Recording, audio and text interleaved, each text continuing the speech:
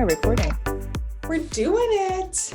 Yay. Yes. So, over here we give each other grace to go through our things. So we're getting around to episode 9, as both of us have just had moments in time lately. Mm-hmm. But we're ready to enjoy this little episode together and kind of reconvene on all things Sex in the City. If you don't know what this is, it's a podcast/YouTube show called Will You Be My Friend, where myself, Kylie Gail Garcia, or Vegan Coach Kylie, and Jasmine Rose, my best friend since first grade, we discuss and review, and just like that, the new, beautiful, wonderful, sometimes weird show.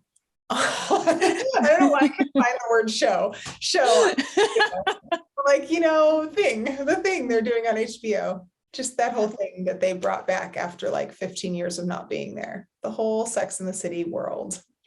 Yeah. So here we are to talk about episode 9, but it's been a little while. What's been going on, Jess? Yeah, well, life has just been life. I'm like looking forward to catching up with you after this about all things not Sex in the City, because it's just been a lot of things. I'm feeling pretty good today. Here in the PNW, the sun is actually peeking out. We've had a lot of, as my daughter calls it, glowing clouds days. She peeks outside and she's like, is it sunny or is it glowing clouds? So it's been glowing clouds. Today there's actually some sun, which is really lovely. Yeah, it's just trucking on over here. But like you said, we give each other grace. Down with the patriarchy, down with all that stuff. Like sometimes you need to take a break. Indeed. Yeah. Weird how that pressure is there, like be productive. And it's like, dude, we're doing this for fun. Like, right. Let's not lose the fun part.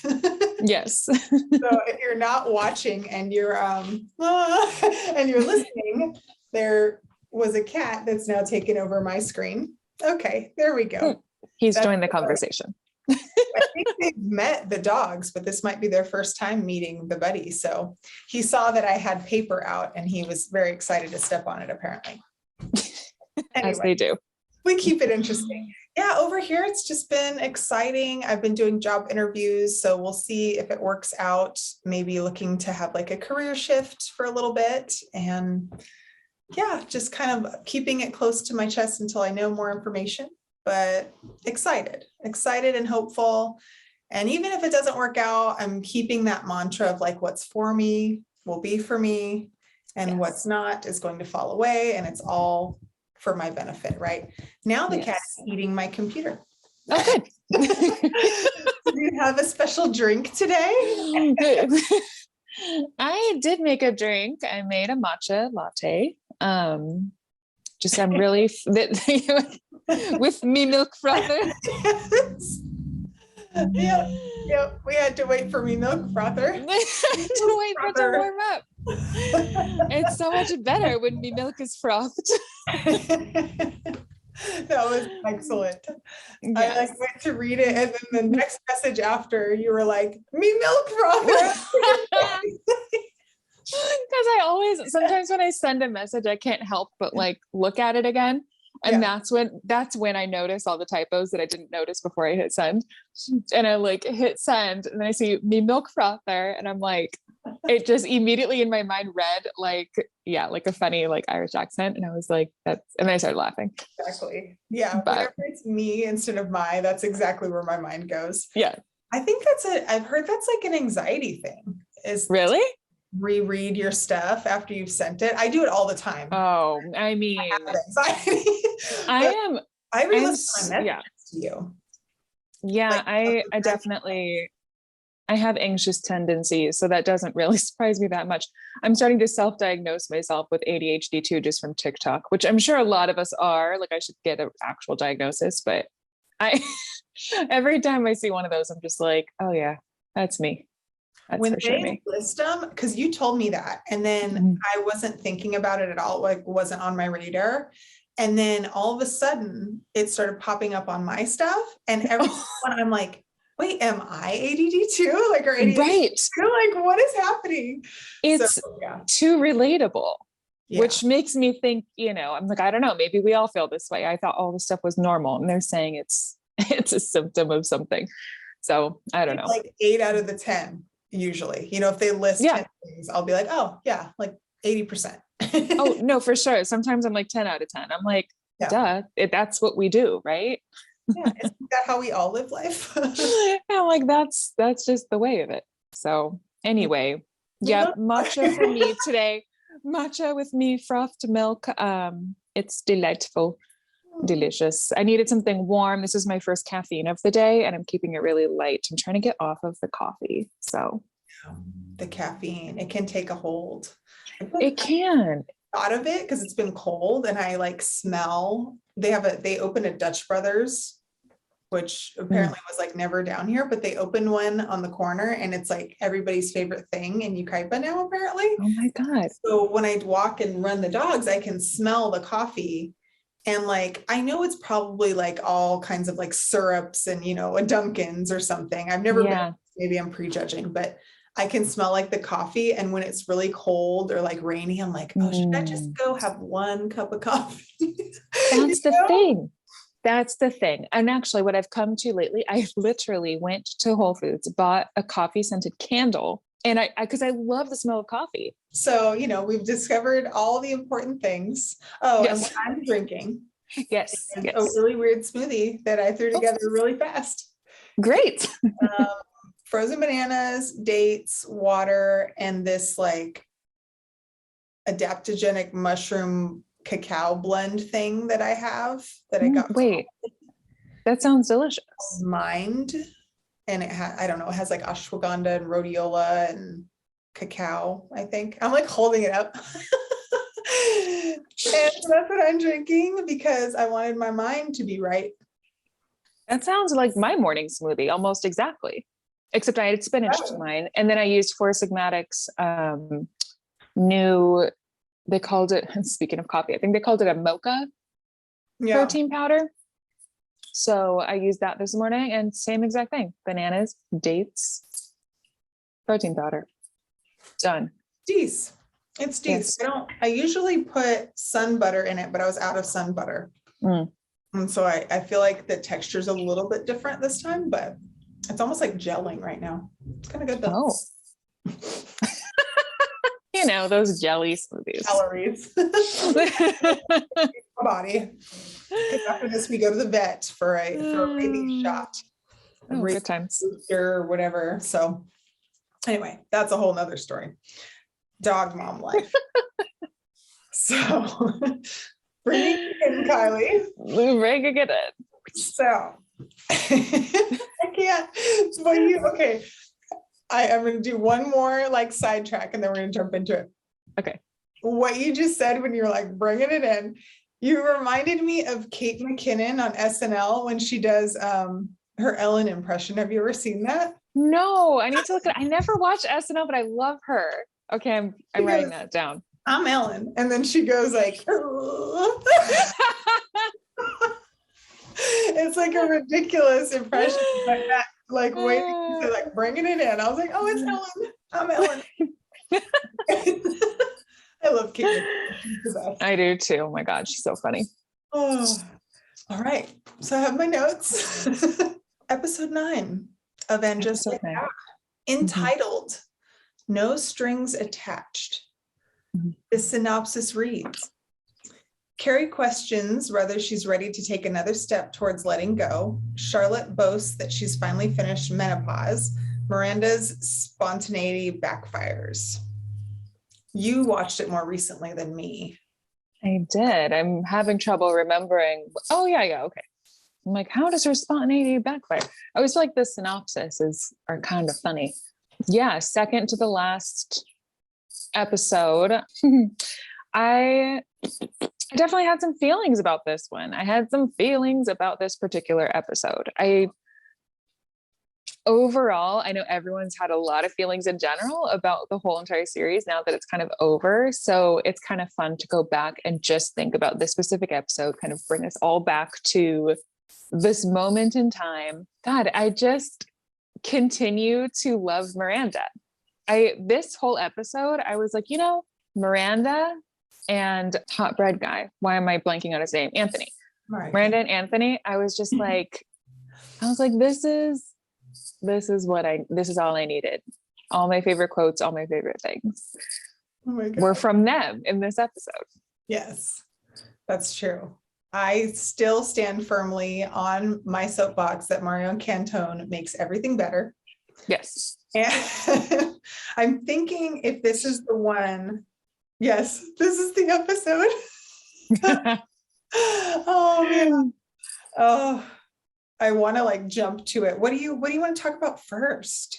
Well, I was going to say, so, but I think before we kind of just followed each character just one by one throughout instead of kind of staying with the episode from start to finish. And I loved Anthony so much, and he's only in a few parts of this episode, but why don't we just jump right into Anthony?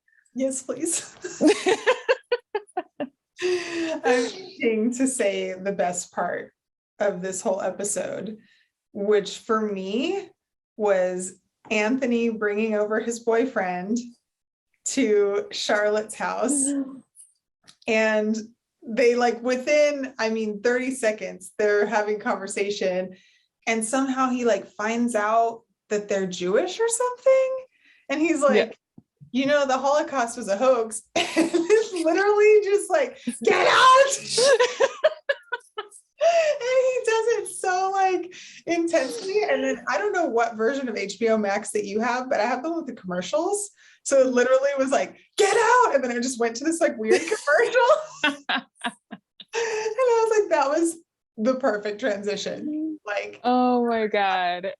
That was one of my favorite parts of the whole episode. It was so funny and so abrupt and just so like he just, the words barely landed into his ear before he was already just get out.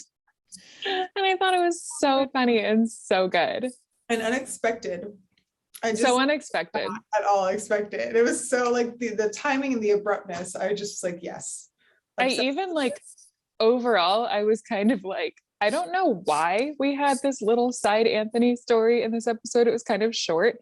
We had like a phone call and then we had him at this dinner. I was like, I don't know why, but I'm glad we did. What was his phone call? Oh, in the beginning when he's delivering the bread, which was also pretty funny. Okay. He's taking over for his workers and he's like kind of struggling to get all the bread out. And he's essentially just calling Charlotte saying like, can I bring this date over to dinner? It's just such a small little blip in the episode, but I was so glad that it was there because I was like, this is hilarious. And him dressed up in the outfit and everything. Yes. So funny. So good. So Perfect. Funny. We fully approve. He's perfect. Mm-hmm. Hopefully if there's a season 2 that he will be back and we will have even more of him. More Anthony. That's have we heard? I don't think it's been announced if there's going to be a season 2. I haven't heard anything. I think a lot of people assumed that there would be. I don't know because we haven't heard, it's making me think that maybe there won't be actually, but that's just my own personal curiosity. Yeah. We can definitely talk about in episode 10, we can talk about like how they left it and stuff. To me, in general, it was left either way could be possible, Yeah. So, anyway, so that's I always just want to call him Mario Cantone. And yeah, he was lovely. What's going on with Charlotte? They're having a Vitzma.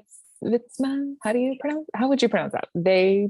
So I guess there's like an official term for that, and it's not a they mitzvah, but they are kind of leading up to it, planning for it. In this episode, Charlotte is very heavily dealing with her really next level child. Like her daughter Lily starts her period and is just like on one this whole episode. Like she's like level 10 the whole entire episode, just screaming the whole time.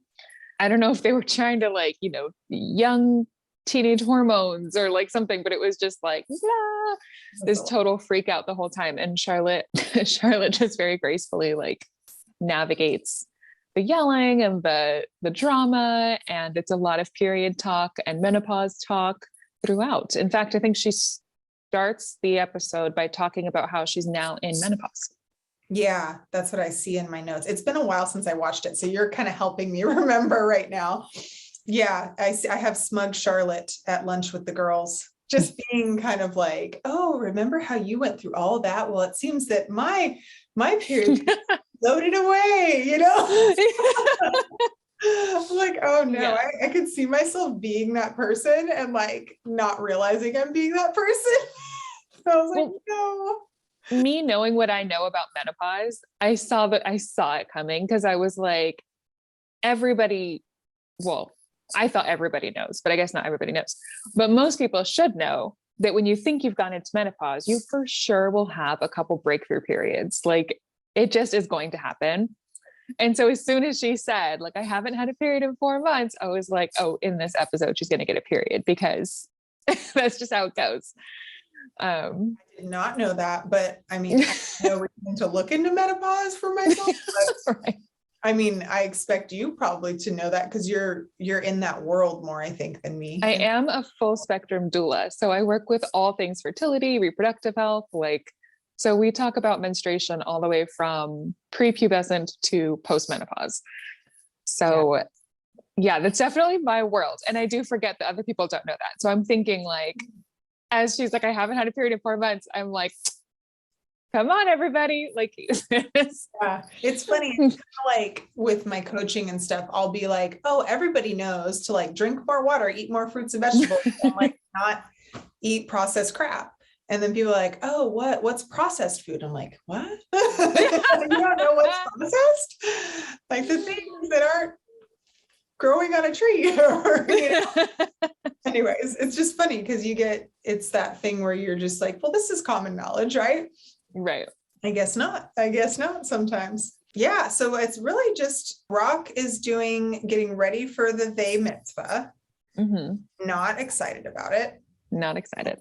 Rose is freaking out about her period and needing to learn how to use a tampon, which, oh my God, I loved that scene. Do you want to share your tampon learning experience? Do you have a like good story or anything? I mean, it's not that great of a story because it was pretty low key, but my mom was pretty sex positive and pretty like body positive when it came to stuff like that. So I don't remember being freaked out about tampons at all. I remember that she told me to start with pads for the first couple, and then we would go into tampons. And I do remember that she didn't coach me through it, but she did open the little insert from inside the Tampax box, and we kind of like had the diagram in there and was like, and then we had an awkward, uncomfortable face-to-face conversation in her bathroom before she handed me one very ceremoniously. And I marched into the bathroom to attempt my first tampon experience.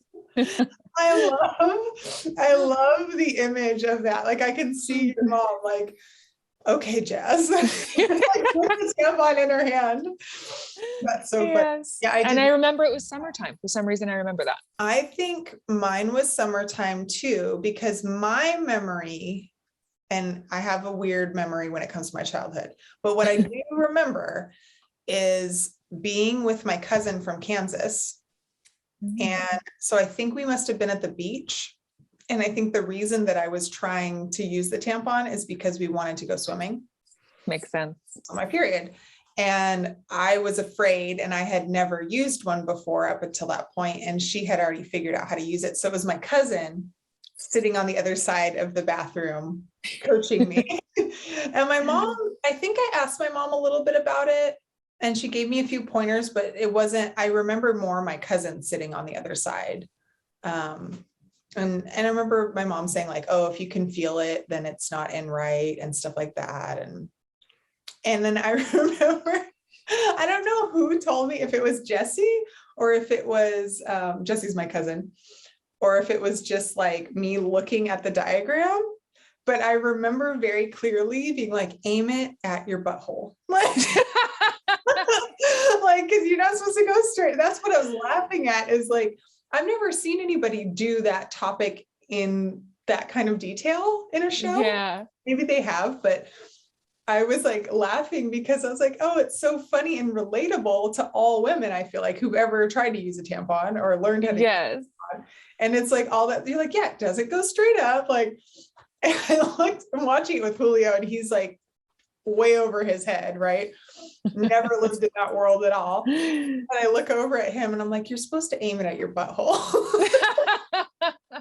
He's like, I didn't need to know this. I was like, well, just in case. Just in case you needed some context.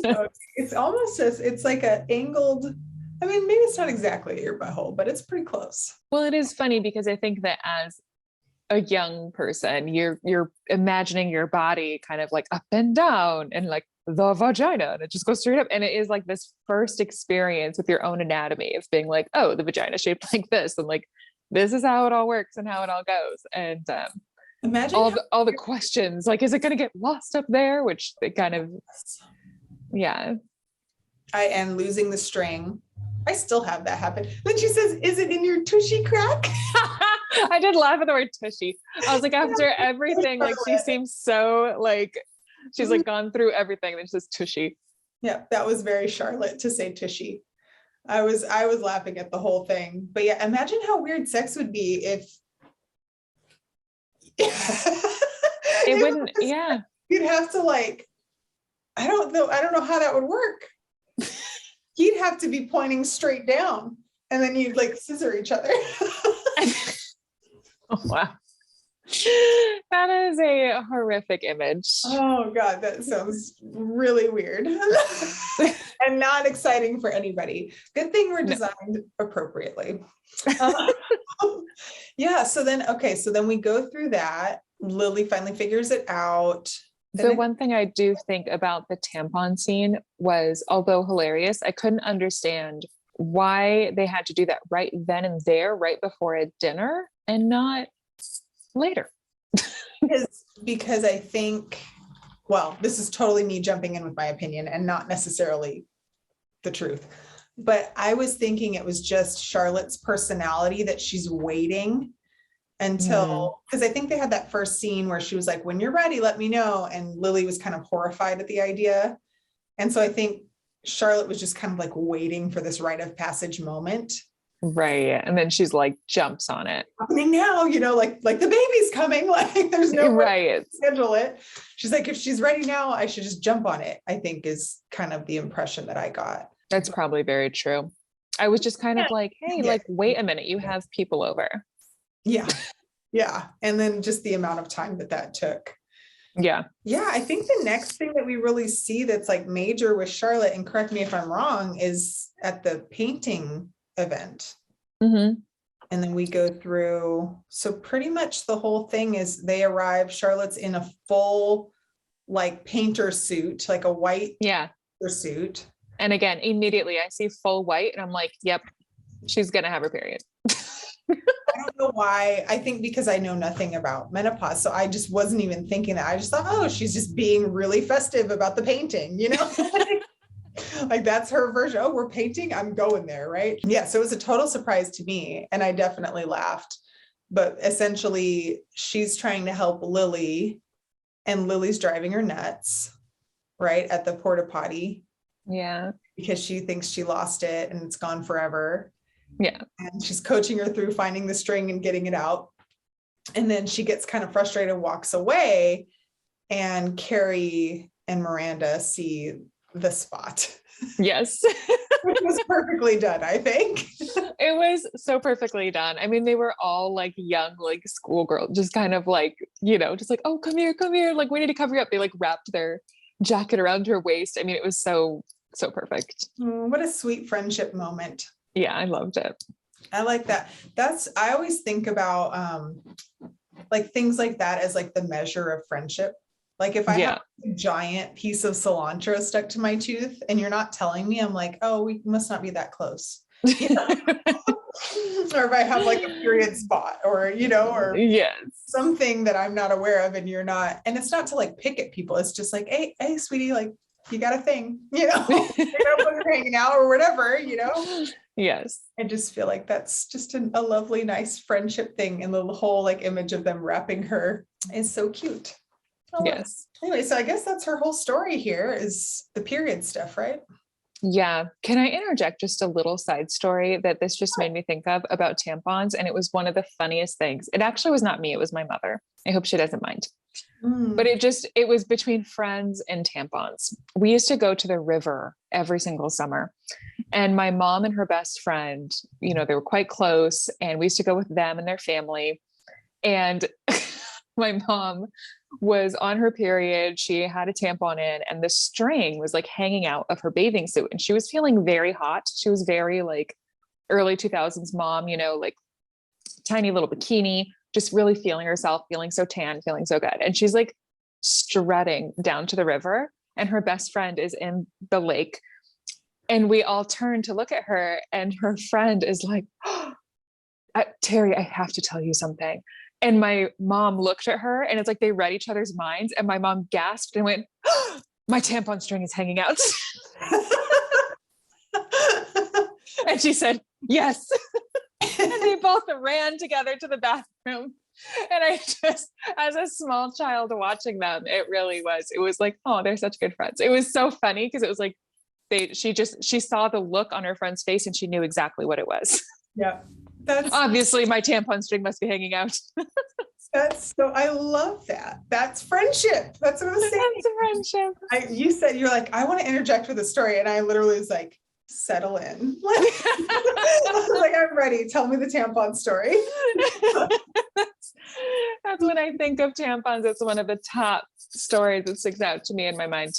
Oh my God. And from then on, as a young child to now, I always, if I'm wearing a bathing suit and I'm on my period, I would like check her tampon strings because of that moment with my mother. I don't know if I've ever accidentally done it, but I do always check because I just am, I don't know, I'm very aware of my tampon string, apparently. I think the thing I really liked about this was just seeing that being discussed and like the reality of all the details of it. And, speaking of side stories, what was I doing recently? I was in a conversation where I said something about being on my period, and the people I was with were like, ew, weird about it. I think it was around Christmas time. And I think I was with Julio's family. And oh my gosh. My mother-in-law, I think it was Linda. I'm trying to remember. And it's just generational, it's just the way it is. To set the scene, like my mother-in-law has 3 boys and 1 girl. And so she's outnumbered by the men. And I think, just however you grew up kind of sticks with you, right? So, but it really shocked me. Like, to me, it's like a frank thing between, even if I don't know you that well, if you're like, how are you? I'll be like, I started my period today. Like, feeling weird, just kind of. No, yeah, it's just definitely like all of us. So like, it's a normal thing to talk about. And and so I kind of took it and ran with it because there's a whole culture of teasing in that family anyways. So if they were going to tease me about talking about my period being gross, I was going to prove them wrong. So instead I went on this whole tangent, and oh God, what happened? So this happens. There's like a moment of like, oh, gross period stuff, right? Don't talk about period. And then we're opening presents, and his brother, Julio's brother, and his fiance had wrapped up this gift for Julio, and they opened it up, and the brand is called My Johnson, M-A-I Johnson. And it's like a little, like almost like a makeup bag style thing that it comes in, and it's wrapped in tissue paper. And on the tissue paper, there's this little kind of abstract design that looks like balls. And it has like kind of that. And then it has like the logo on this tissue paper. And so Julio's opening it, and they're all teasing each other. This is what they do. And he's like, what are these balls for? And he opens it, and it's like this male skincare kit. And there's like a scrub, and there's a cleanser, and there's a lotion. And he starts making this joke that this is all for his balls. No, I thought that's where you were going with this. I'm like, this sounds like. And he's like, wow, thanks for the ball cleaning kit. And so we're having this whole long joke, and everybody's just laughing about it. There's no, you don't talk about balls, right? There's like, we're laughing because it's a ball cleaning kit, right? And this is funny. So I jump in, and I'm like, wait a minute. I'm the agitator of the family. I'm like, wait a minute, we can laugh and joke about balls, hairy, stinky, disgusting balls, but we cannot say that we're on our period or mention our period. And they're all like, yeah, ew, yeah, that's, like, they're like, doubling down. And I said, wait a minute, none of you would be here if the period did not exist. Like, this is the process of the woman's reproductive system. And if this didn't exist, literally you would not exist to be able to make this stupid ball joke.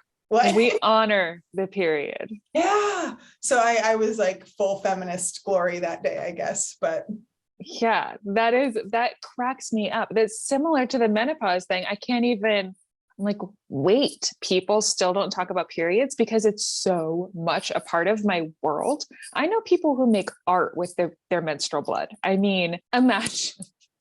I just, like looking at somebody's beautiful art piece on their wall. I'm like, wow, what is that? Like, oh, that's from my menstrual blood. I mean, people use it to water their plants. Yeah. And apparently the plants thrive from it. Yeah, it's supposed to make your plants like really beautiful. Like some people say it's a secret to their roses. Wow. So if you grow roses, keep that in mind. I guess you'd probably have to use probably like a cup for that to work. Mm-hmm. Mm-hmm. Yeah. Well, I know there was a professor at U of R that did that with her art. She was an art professor that, what was she creating? I think she was dyeing something with it and then making like a blanket or making something, but she fully like used it for her art. And I remember when my mom found out about it, she thought it was so weird and so gross. And I don't know, I was just like, oh, that's something I've never heard of, but yeah. People do all kinds of stuff. We're here. We got it. Yeah. All right. All right. Anyway, that's all the things about the period. I just feel like, let's just celebrate it. Let's just celebrate it. Beautiful. We have so much power and beauty within us. Mm-hmm. Okay, so who do we want to do next? Maybe Carrie? I feel like I want to leave Miranda last because I feel like I always love her. I love Miranda. Let's do Carrie next. Okay, so let's see what happened with Carrie this episode. We've got the lunch, so she didn't want to go to do the painting and she can't be the white woman who writes a check. We have that. Oh, and then she tries to get in the club with Seema. No, yeah, that part. Yeah, I felt like Carrie didn't have like a super strong like line, just thread in this episode. I kind of felt like I was like, I could have just done with Miranda and Anthony this whole episode. Like Carrie's stuff was a little bit like, okay, just sort of, again, kind of harping on the age thing. They were trying to get into the club and it was sort of cringy and embarrassing. Like you felt kind of embarrassed for them. They're trying to bribe the guy at the door. And it just, the whole thing was a little bit like, ugh, we find out it's Seema's birthday. And it just, I don't know. It just was kind of like, not that exciting, not that funny, not that anything really. I just was like, oh, okay, here we are with Carrie doing the thing, talking about age. It was a little bit funny though. I thought when they walked away and immediately the bouncer lets two people in right after them, after telling them that it's full. So I didn't notice that. So clearly he's just actually not letting them in. He's like, it's full, it's full, it's full. They're trying to give him money. He's like, that's offensive. So that part was kind of funny. And as soon as they walk away, two young people go into the club. So it was a little silly, but like, I mean, that's how it is. I think still probably they have to have a certain image in the club. Like they have to have more women than men. There's like all these kind of things that I've heard kind of secondhand because I've never worked. Yeah. I felt like Seema could potentially just, I don't know, like I was like, Seema looks like she's got her shit together. She looks like she knows some people. Like she probably could have gone somewhere pretty cool for her birthday. I don't know. I just was like, sure.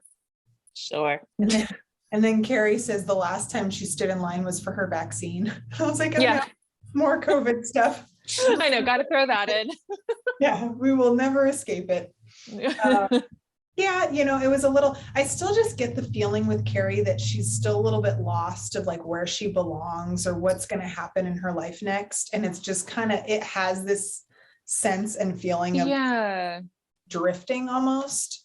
Yeah. And we're kind of along for the ride with her in that, which, to be honest, I mean, I suppose that's sort of real, but at the same time, like when I'm trying to escape in my own life and like trying to watch something fun, it's a little bit like underwhelming. You're just kind of like, sure. Yeah. There's no like fantasy element of it right now, really, except for her clothes. Yeah. So yeah, nothing to really like super pull you in. It's just kind of like her. Yeah.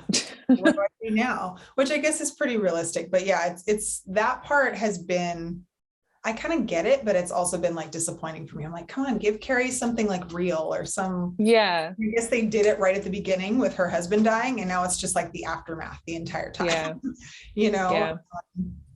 Which I get. And I guess they pretty much covered like about a year by the time everything's over since he died. So, oh yeah, because this is the one where she's kind of attempting ish to move on and like date and then puts on Big's ring instead of her own ring. That was this episode. And so I guess that also is kind of a part of her storyline here, is not really being able to move on. She decides to go tell the guy in person that she actually doesn't want to do this. She's just going to kind of, yeah, she's just not over things. Yeah, that hit my heart, that moment. And I appreciated that she came and told him in person, and just like the moment with her pulling out his ring and stuff.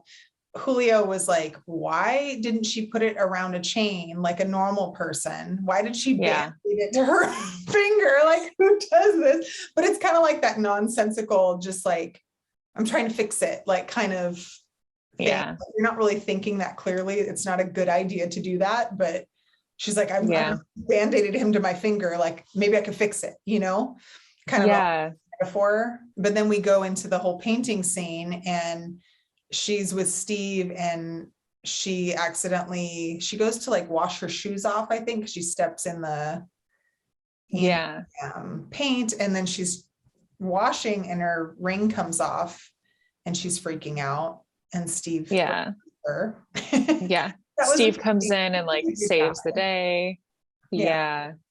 I feel like we could definitely blend a little bit of Steve in here with Carrie, because he's very much like with Carrie in this last scene. And I know, like, for me, I'm aware that I am fully like not in line with how a lot of other people see Steve and like feel about this whole thing. But I was like rolling my eyes a little bit, to be honest, because I thought he was kind of cornering her. Like, he knows that Carrie is Miranda's friend and they've been friends for a really long time. And divorces are messy no matter who you are. Feelings get hurt no matter what. Like, it's hard to separate. It's hard to divorce. And I just felt like this was such a like, oh, poor Steve. And I was like, no, not poor Steve. Like, yes, he's a nice guy, but like just hammering home the like, oh, look at him saving Carrie and her ring, and look at him like doing all this stuff, and he's so sad and he didn't know that this was happening, and it's just like, no, I'm sorry. Like, does his feelings and his sadness take away from Miranda's, like, what she should get out of her life? And I don't think so. So I was kind of like, I was a little bit, people used this scene as to be like, see, we love Steve. It's like, yes, you can love Steve and Miranda can be happy, like, and they can get divorced. I hear what you're saying. I definitely was like, oh, Steve, but in kind of a different way. To me, it was a little bit of grasping at straws. I think it would be different if Steve approached Miranda's conversation with like, I'm here and I'm going to do whatever it takes to like find what you need in life together. Right? Yes. To do that. He said, I can't do this. Like, I can't rally again. So he just wanted everything to stay as it was and just keep Miranda. And that's what I don't agree with. Sorry, my cat's trying to eat my charger. That's what I don't agree with that. Exactly. But, okay, like if she's coming to you and basically saying, I need a massive shift. I need my life to change because I'm unhappy. You as her partner, if you want to stay married, or like, what can I do to like meet you there? That's how you Exactly. preserve the marriage. You don't just say like, I've done it enough times, I'm tired of it, and kind of be like, I'm not going to do it again. And then expect Miranda to be like, oh, okay, I'll just stay then because I must be wrong. Like, Exactly. Exactly. That's exactly how I feel. And I just feel like we've been fed this story that a marriage is a good marriage if it's long, like if it like lasts, until you're dead. And I just disagree. They can have a good marriage and the marriage can end and Miranda can be happy because clearly he's happy with the way that his life is. She's not, it's like they're just not lining up and that's fine. So I felt like this whole scene of like poor Steve, although I do love Steve, like, but I just felt like I already was kind of like, ugh, okay, like, don't corner her. This is so awkward. Like, poor Carrie, like, it's just such an awkward position to put her in. And it's just uncomfortable, he's like, did you know? Like, all these things. And like, because you work with her, right? But, well, you work with them. And like, it was uncomfortable to me and unnecessarily so. I was like, you don't need to corner her friend. This is uncomfortable. Yeah, that definitely. And the whole act of her stepping into the paint, I think, was kind of showing that like he's kind of coming at her with all this. Yeah. He's like, but I also feel like I think he's been shocked and been, in pain about it. And maybe in the moment he said what he said about like, I can't rally again. But it made me wonder, like, okay, is he trying to figure out more details because he doesn't want to let her go? And maybe if he understands it better, maybe he will rally again, Yeah. But him just saying like, it's never coming off, like, well, that's fine if that's what you want, but you have to do something about it. Like you can't, like I've talked a little bit about Julio and I and I don't remember how detailed I got about it, but recently there's been like a couple of subjects where it's like, we just are on totally different sides of the spectrum. And for a little while, it was kind of hard because every time we talked about it, it was just like, he's over here and I'm over there. Well, if that's how it is forever, like it doesn't work. But what's happened recently is like, he's had this opportunity. He's away for this special program he got into. And now he's doing all this growth on his own out there that he didn't even realize that he wanted or that was there for him, and I'm kind of doing my own thing over here and figuring out my stuff. And now we're kind of like, well, what are the possibilities? Like, let's take a little bit of what you want and a little bit of what I want and like create our marriage newly again. Yeah. And like coming back to this realization, like we do still want each other. We do, we don't want to stand here and argue about these things forever or until we break up, right? We want to figure them out together. And we kind of both like something had to really massively, like that's a massive shift for him to take 3 weeks off of work and go to Arkansas. Like, that's actually a really big step. If he would have decided not to, would have been such a red flag for me, because I know that that was such an opportunity for him, but the fact that he came to me, he's like, hey, I have this opportunity. How do you feel? Are you going to be okay? I was like, I think you should definitely do it. Like, I think it couldn't be bad for us. Like if you're pursuing something you're excited about, it can't be bad for us. I'm not that person that's going to hold on to you and be like, oh, I can't be without you for 3 weeks. Like, no, I'm an individual. I'm okay. It's exciting now. But I think there's seasons of marriage where you're like, I think the sky is falling and it's really difficult. But I think the ones that last and that actually like, there's cattail. The ones that last like are the ones that are willing to adjust. Right. Yeah. Well, I think that's kind of part of Miranda and Steve's marriage ending is like what we're led to believe. And we didn't really get to see a lot of it though, is that they weren't even fighting or the sky wasn't even falling. They were just at a place of like, someone told me they were like, oh, I just hate that she's leaving just because they're comfortable. I'm like, no, there's a difference between being comfortable and happy and completely like the life is gone from the relationship. Yeah.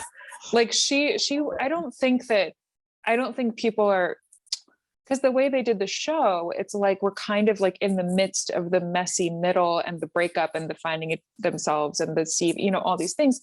What we didn't get to see is that for years she's saying how she was so unhappy. And it's like, you don't get to a place of like that much complacency and deadness if you're happy, like, so she wasn't comfortable and happy. for a long time. 15 years or whatever Yeah. we missed, right? We missed a long time of their life. What was so it wasn't comfortable. Like that's the argument I've been getting is people like when I tell them that my opinion, they're like, and I actually have, it's so funny, like that you would think people would even be talking to me about this out in the real world, but we have had conversations and they're like, no, I'm offended that, they're like kind of dumping on a comfortable, happy marriage. I'm like, no, what you're missing is that Miranda was not comfortable nor happy. It would be a different story if she was, or if then maybe there would be if there was like a misalignment, there would be an argument or there would be some discussion, but there wasn't because the relationship was so dead already. So that's kind of like, I'm happy that they broke up. And I thought that Steve was, although sad, I just thought it kind of does that thing that we do where we side with the man and we kind of are like, oh, this poor guy, he's older now and he can't do this on his own and blah, blah, blah. And he's like cornering Carrie, but then he's like saving the day by catching her, finding her ring for her. And it's to me like, no, we don't, like, you don't need to corner her. You don't need to make her uncomfortable. Like, you can stay on your side of the street. Yeah. Well, and it's a lot of, I think that conditioning, right? Of siding with the man, of the long marriage is the best marriage, right? Like he's right because he wants to, keep the ring on, right.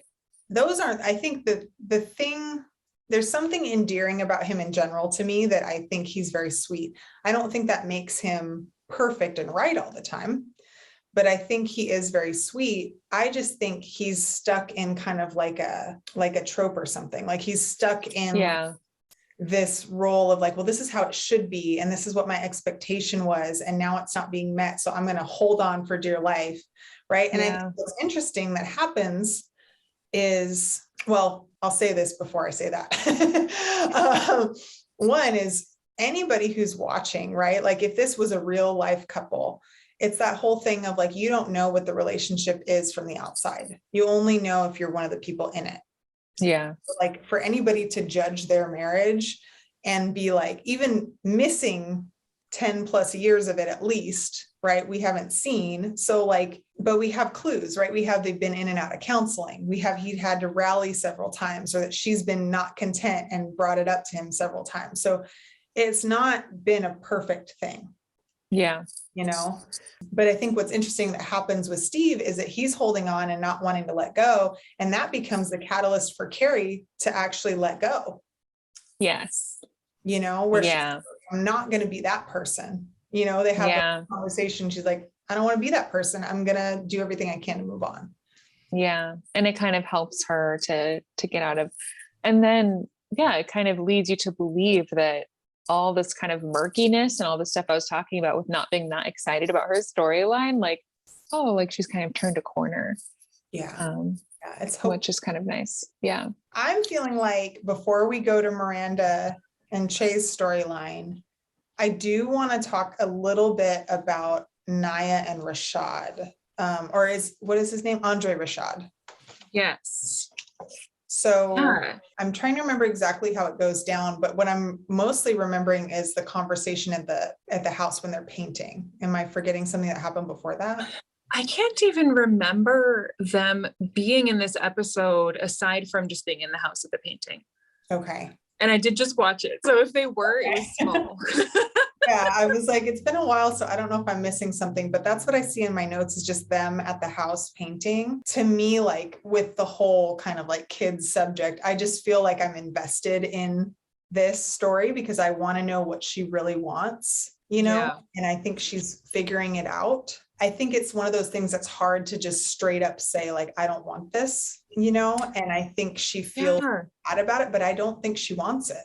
Well, I think that, so having just watched it in this particular scene, like when he is kind of like, just like, oh, like big heart eyes at the other dad with his kids, he says to her, like, are we sure we don't want to try again? So it leads us to believe that they did have a conversation alluding, like where she did say, like, I don't want to try again. Like, because he just says it, like, are we sure? Like, it sounds like they made a decision.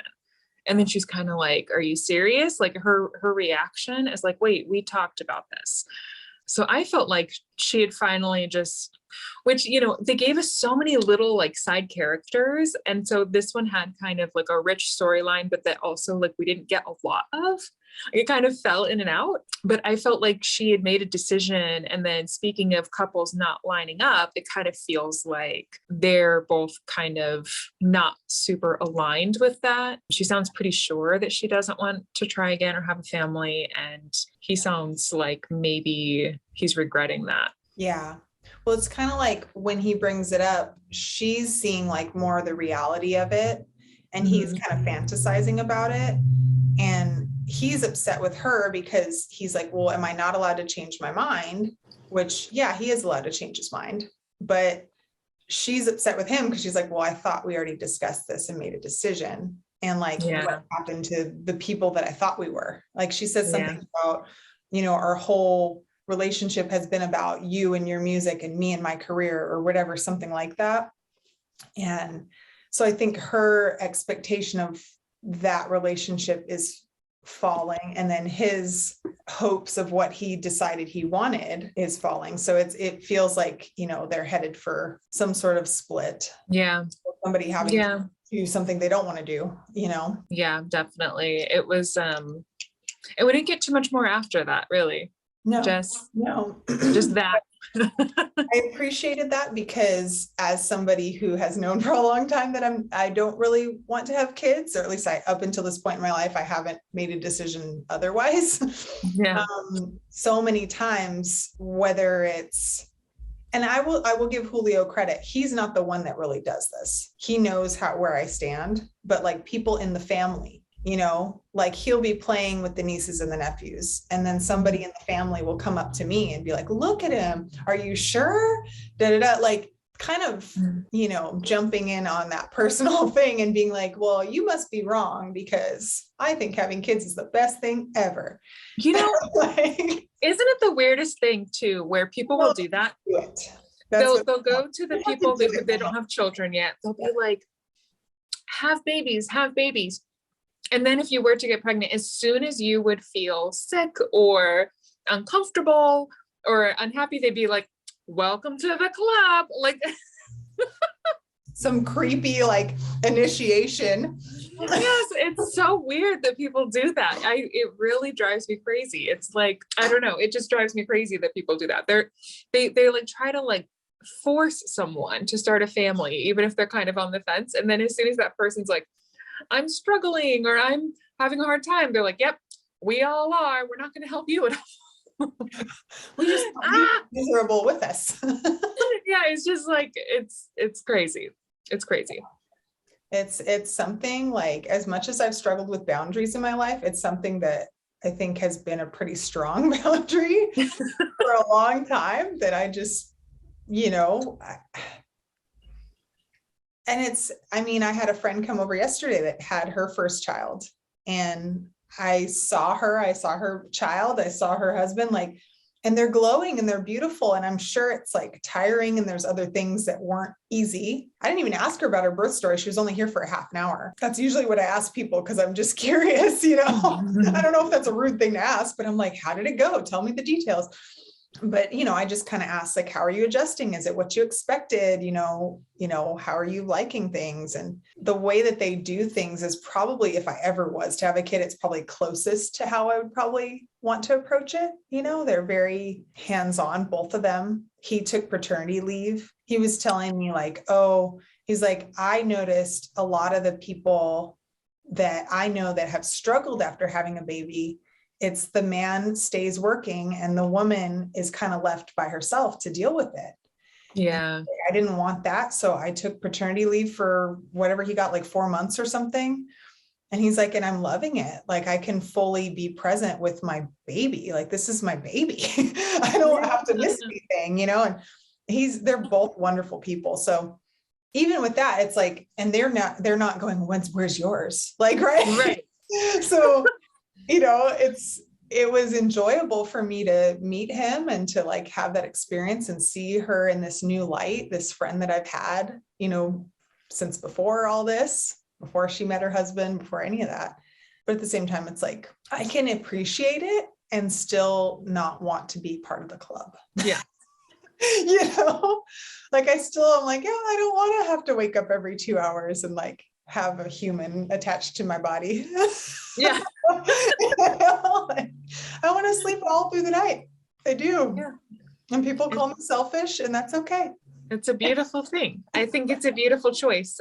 Yeah, I think it's a choice that like society makes it hard to make. Yeah. I always think of that's that episode where I don't remember exactly what the scene is in the episode, but it's Samantha that says it. I think somebody at the table says like, oh, that's a child, or those people have a child.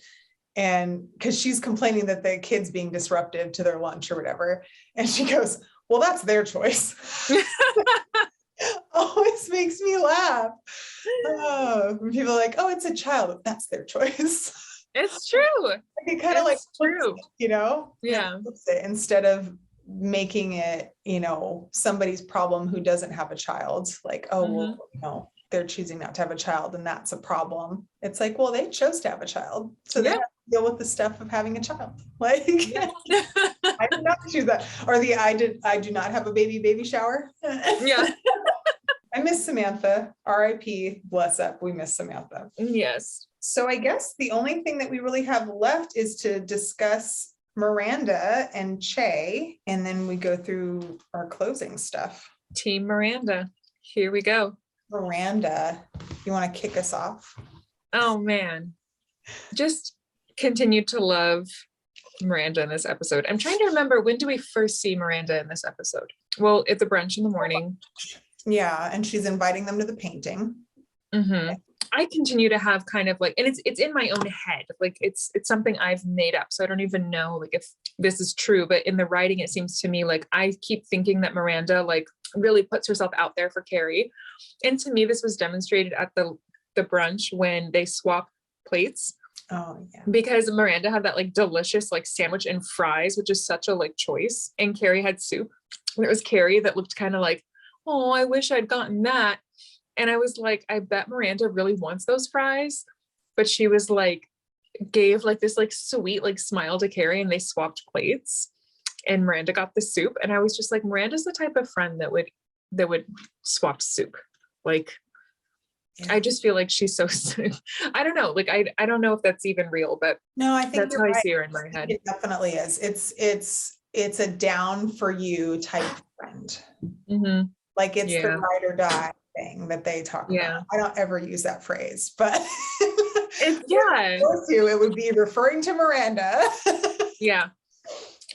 It's, I mean, I feel that way about you. I feel like I would switch soup with you if you wanted. But see, I feel like I would also switch soup with you. And that's my problem with Carrie, is that like she doesn't reciprocate. But anyway, that's a whole nother thing. I've said that already, but she kind of doesn't. I used to be that friend. I try not to be that friend. Yeah, I love that. I think that there is, well, you're right. It is kind of like that, because when they argue, it's like Miranda, even in the seasons when they argued, when they were at that thrift shop, the hang in their baby halter top thrift shop. And then they have the argument because Carrie's going to go to lunch big. And Miranda's just concerned about Carrie. She's trying to protect Carrie. It's not like ever that she's trying to get in the way of Carrie's choices, but she's just so on board for Carrie having the best life, you know? Yeah. And I think Carrie just it's hard for her to see that. She just wants to do what she wants to do, you know? Yeah. And she kind of has that vibe of like, no, just let me make my mistakes. Let me do the thing, you know, which I relate to that too.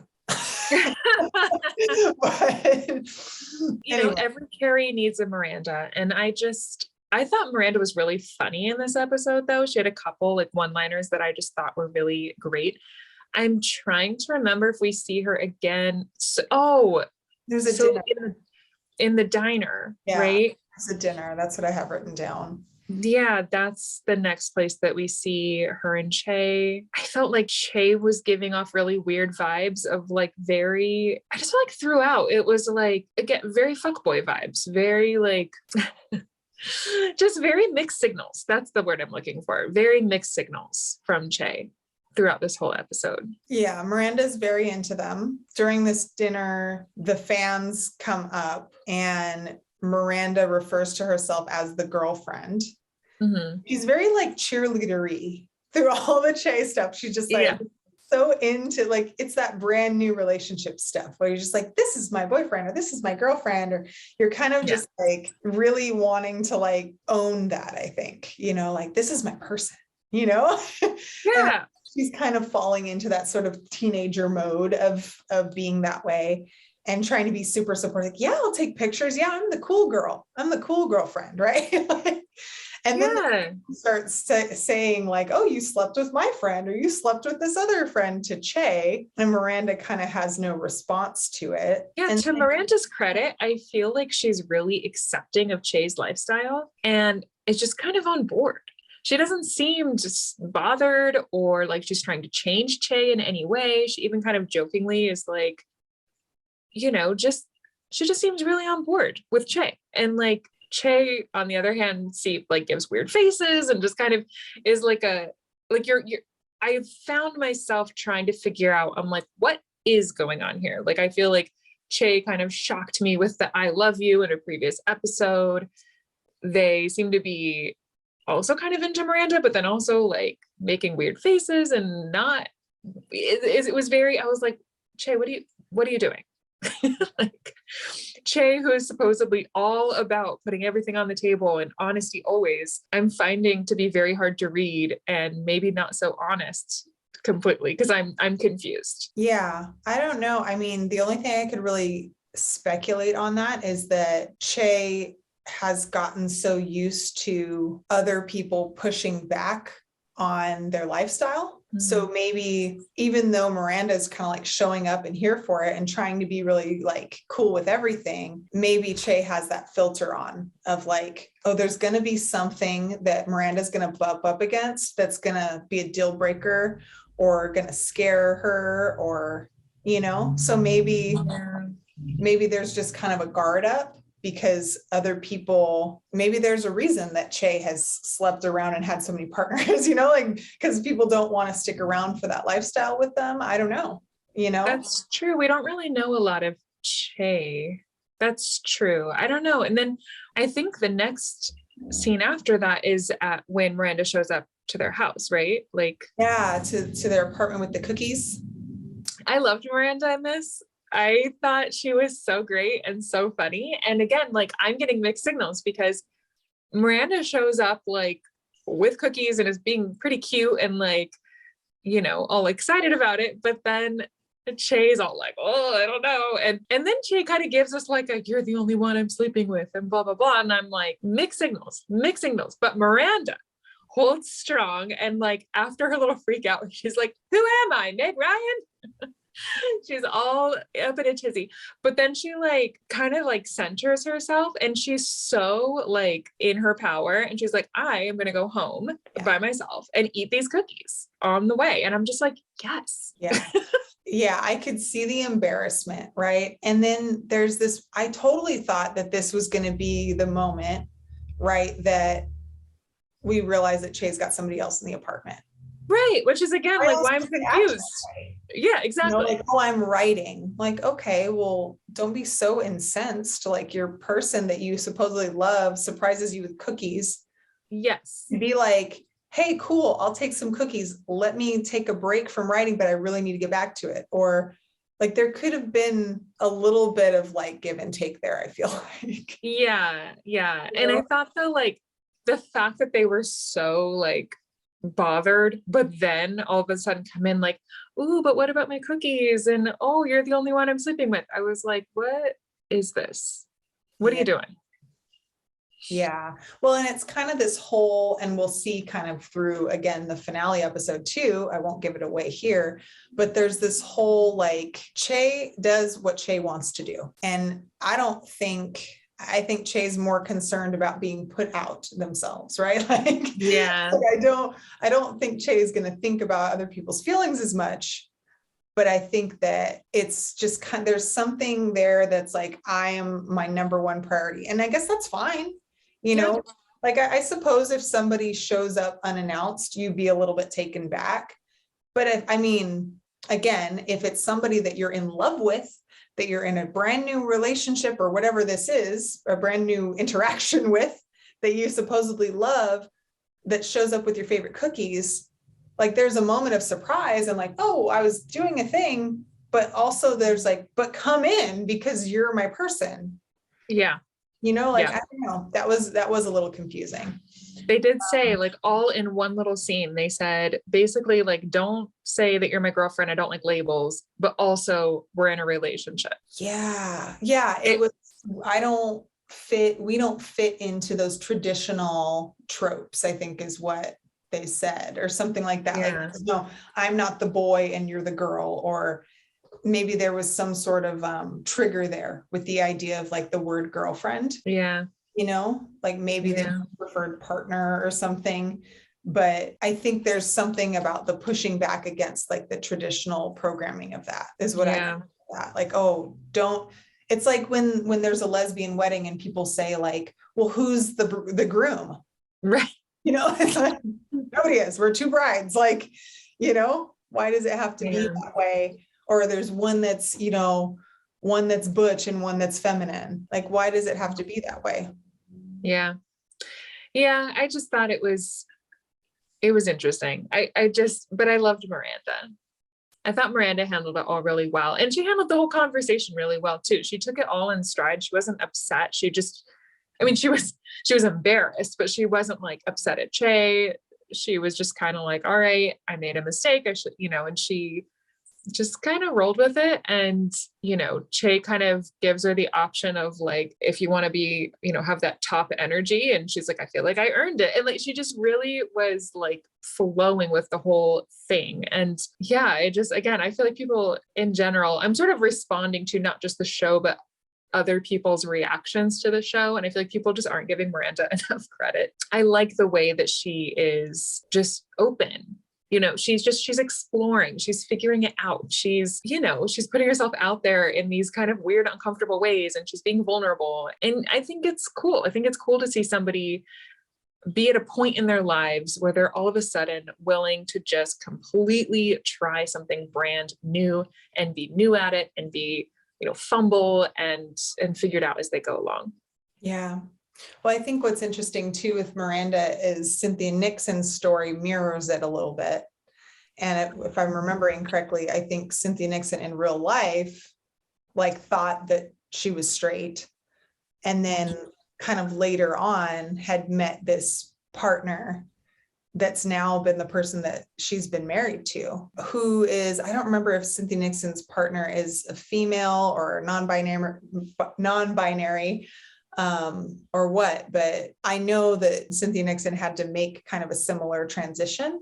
So it makes me curious, like, what came from real life with this whole arc of Miranda in general, Yeah. I can't remember if she was married before, if she was just in a relationship, but I should have maybe looked it up, because I find it very real and very like, I don't know, I'm just really, really liking Miranda, and I'm really liking how Cynthia Nixon has played Miranda in this whole thing. It's very real. And I think even the frazzled fumbliness of like, oh crap, I made a mistake in a brand new relationship, right? That's kind of what I get from her reaction. It's like, oh no, I did the wrong thing and I'm going to scare them away. Like, everybody relates to that. And then we kind of go to this painting.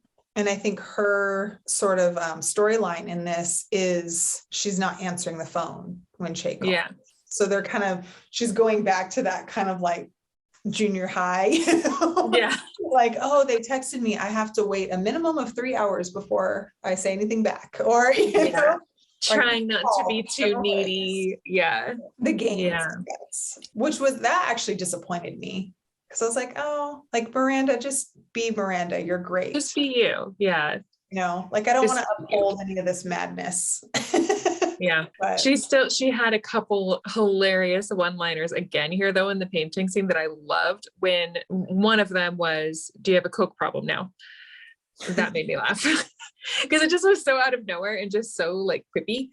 when she's talking about when she got a period that she wasn't expecting while she was in court, and the way she's like, just, I forgot it, just like that, like just instantly. They're like, why have we heard about this before? And I can't remember exactly what she says, but she's like, I just instantly forgot it. That whole line just made me laugh. Yeah. Just immediately like threw it out. Actually, when she goes to see Che, she says, the line is, I was craving me some Che. Yeah. And I was like, no. She says it so easily. She's just like so casual. Yeah. I'm just in the neighborhood craving me some Che. Yeah. I was like, no. And also, yes. It's so funny. Yeah. No, I think Miranda's great. And I think you can see her coming back to life. And yeah, what we liked about her, at least what I liked about her originally, was the independence, the strong woman energy, the whole, it's just me, like when she buys her apartment, right? Like, yes, watch that episode and I was like, yes, like, I just love that vibe. Like, yeah, want to be totally whole and self-sufficient on their own, and then have a partner because they want to, because it's fun. Exactly. You know? Yeah. So I feel good about her, where she's at right now. I do too. I do too. I enjoyed her in this episode a lot. And I think very quickly before we end, we've got Seema has a new boyfriend. Oh yeah, she meets him there at the painting thing. She had a funny line too, where she was like, it's so hard to be white these days. Oh yeah. Because she was gonna just write a check and did not want to actually paint. She was giving some very strong Samantha vibes, which I wasn't mad at. I liked her in this whole scene where she's just kind of sitting there smoking a cigarette. Like, I am not going to touch the paint. I will not be a part of this, but I will write a check. We needed that. Yeah. We needed a Samantha energy, and we needed a woman of color that's kind of in her power. I liked the whole thing. Me too. And the organic way that she met this guy is very cute. Their back and forth was fun. Yeah. Even like her energy, it's very Samantha energy, like her way of addressing the guy. And he says, it's something like, that's my club. And she says, is it any good? And he goes, it's the best club in Brooklyn. And she goes, says you. Right. I was like, I love her just like quiet confidence, like, well, whatever, if you say so, Yes. And then they end up getting into the club at the end of this episode, right? They go to his club. Yes. Carrie and then Carrie texts Peter right before, I don't know if we actually said that, but she kind of decided to move on, and then she texts Peter, and then the very last scene is they're going into the club to go dancing. Yeah. So she's kind of, decides she doesn't want to be stuck in the same way that Steve is stuck. She's ready to kind of not move on necessarily, but just not be like stuck with a Band-Aid ring on.